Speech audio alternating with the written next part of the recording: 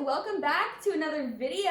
This is the third video in our Advent Bible study series. We are going to be reading in Luke today. We spent the last two videos going over Matthew. Today we're going to be going through Luke. You guys already know how this works. If you guys have not seen the previous two videos, please go look at those because I may touch up on some things that I mentioned already. But if you just want to go over Luke, that's okay. You will be needing a Bible for the study. I'm going to be reading out of the New King James Version. This is the Word for the Day Bible, so there are some of Chuck Smith's notes at the bottom of the pages, and a lot of my notes will be referring back to those, and I will give credit where the credit is due there. I have some highlighters over here on the side in case I need to highlight anything, and of course, if you guys would like to take notes, please feel free to take notes. Okay, so in the previous videos, we already looked at a lot of the birth of Jesus, the angel coming to Joseph in a dream, and then we examined the wise men and their journey to Jesus. Today we are going to be looking at Luke chapter 2, verses 1 through 7, so please open up to that scripture reference. Now that you have opened up to that scripture reference, we are just going to take a little prayer time and then get right into it.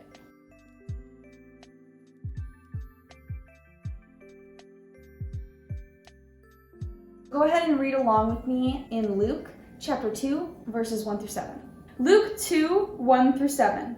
And it came to pass in those days that a decree went out from Caesar Augustus that all the world should be registered. This census first took place while Quirinius was governing Syria.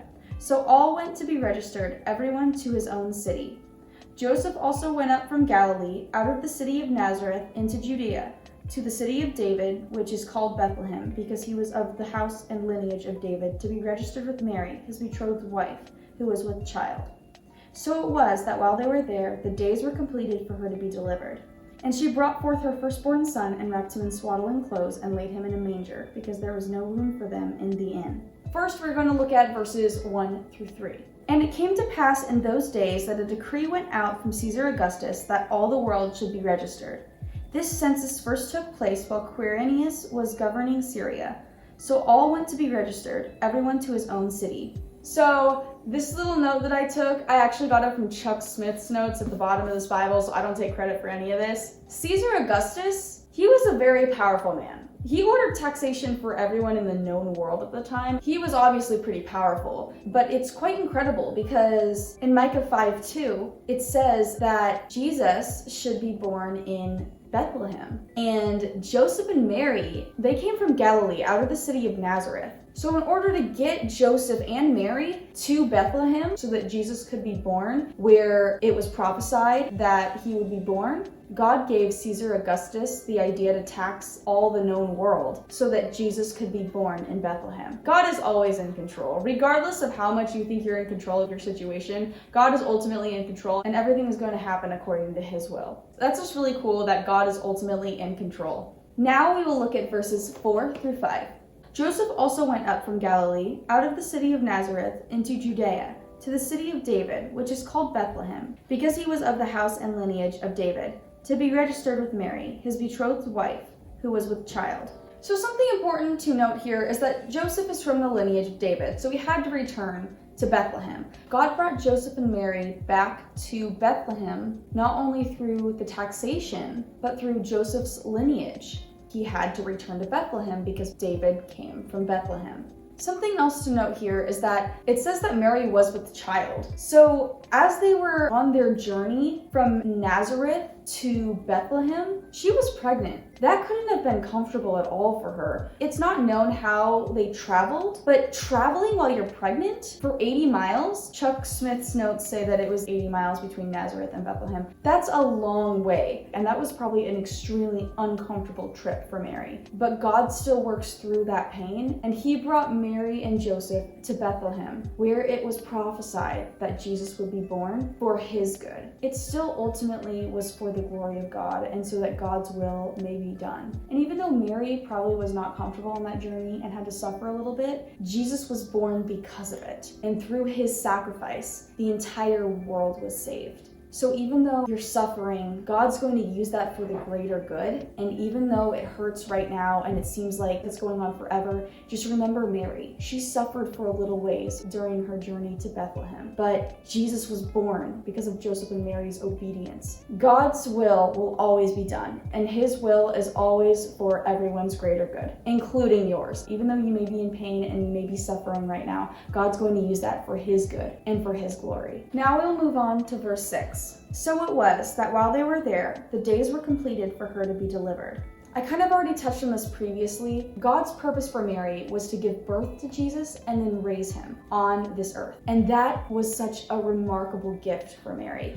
But it did include pain and suffering, and that was that 80-mile journey from Nazareth to Bethlehem. And I'm sure there were more bumps along the road, but God still uses that for his good, and he will use your pain for good as well. No matter what you're going through, God's going to use it for his good and for your good and for everyone else's good. So even though Mary had to suffer a little while, and it seemed devastating at the time for her, God used that for his good. And Mary got the opportunity to raise Jesus after this uncomfortable childbearing process. Mary received a huge blessing after a little period of suffering, and that was God's wonderful purpose for her and Joseph.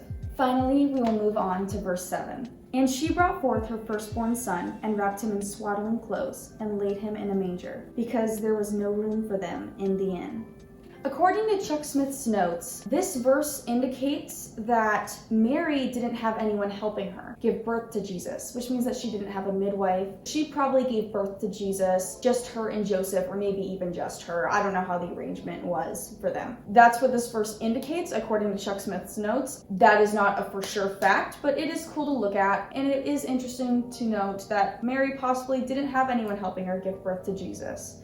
Jesus was laid in a manger. A manger is a feed trough for animals. So he was probably laid in a manger in like a stable or a barn or something of the sort. It was around where animals lived. He was in the most lowly place, but God used that to bring shepherds to Jesus, which we will look at next week when we examine the shepherds. But Jesus was born in a stable. He wasn't born in a palace, even though he is technically the king of the world. He wasn't born in a palace. He wasn't even born in a house. He was born in a stable. He was laid in a manger. This just demonstrates that he came to save everybody, not just the rich, not just the poor. He came to save everybody. So he was born in the lowliest place, a place where anyone could visit. The wealthy, the poor, the disabled, the crippled, anybody could visit a stable, including shepherds. And the shepherds came and visited Jesus. Jesus was available to everybody at the time of his birth, and he was always available to everybody. Another thing, and this is actually really interesting, the Greek word for inn is singular, because I was looking up Blue Letter Bible on this, which just goes to show how small Bethlehem really was. We know that Bethlehem was a small town, but the fact that there was only one inn there goes to show how small this town was. And I wonder even how big that inn was, because it says that there was no room for them in the inn, and this was during the taxation, so there could have been a lot of people going to Bethlehem. But I wonder how big that inn actually was, because if it's a small town, usually they don't have super large inns. But anyway, there was one inn, and that's why there wasn't any room for them. Bethlehem was really small, and so Jesus really was accessible to everybody. Jesus was born and grew up in these places that were just looked down upon by everybody else at that time, but that's so that he could be available to everybody. That's just really interesting to think about. Bethlehem really was a small town to have one inn available.